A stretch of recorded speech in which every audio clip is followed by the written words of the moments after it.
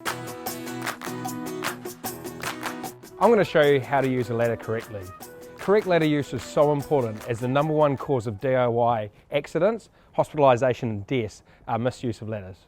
An extension ladder like this is really handy for trying to access a high point like a roof or work on things like guttering at height or weatherboards. Some really important tips when using it though are to make sure that you've got it at a really good angle. A general rule of thumb is to use a ratio of 4:1, and what that means is if you were working your ladder 4 metres up, you need to have the base at least 1 metre out.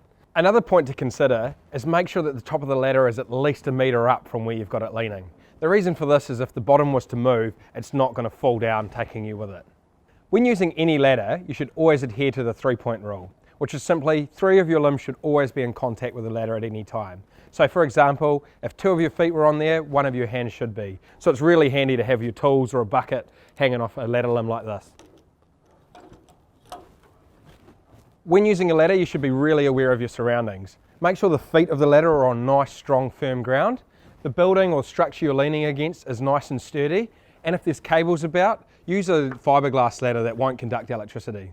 Before using any ladder, you should always check with the stickers that are on there. It has any helpful safety information that's relevant to that ladder. Another tool you can use when using an extension ladder is a tool like this. It's called a little helper. This sits on the top of your gutter and it stops you marking your gutter for one, but also stops the chance of it slipping on there. Probably the most common and handy tool for a DIYer is the step ladder. They're really handy for reaching at a short height, like inside or at the top of a ceiling. It's really important when using a step ladder though that you don't stand on the top 2 steps, as it's really easy to lose your balance from there. Another important thing when using a step ladder like this is make sure that your spreaders are fully locked out. And make sure when using any ladder, you adhere to the weight limits that are on there. It's important when you use your weight limit, you add your weight and any materials you're going to be taking up with you. Another common ladder used in DIY projects is a single-sided step ladder like this one. These are often used for painting at a height or working outside against your building.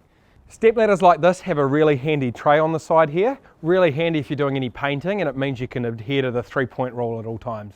Tool belts are another handy tool when using ladders. Reason being is you can keep all your tools on you and you can keep a safe grip on the ladder when you're climbing up it.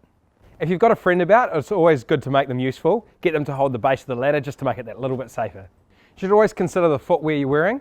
A good rubber-soled shoe was really good that you won't slip or trip. And another thing to always think about is what's the weather doing. If it's really wet or stormy, you don't want to be using a ladder. If you're not sure or need any more information, make sure you refer to your manufacturer's instructions. And there we go, that's how to use a ladder correctly.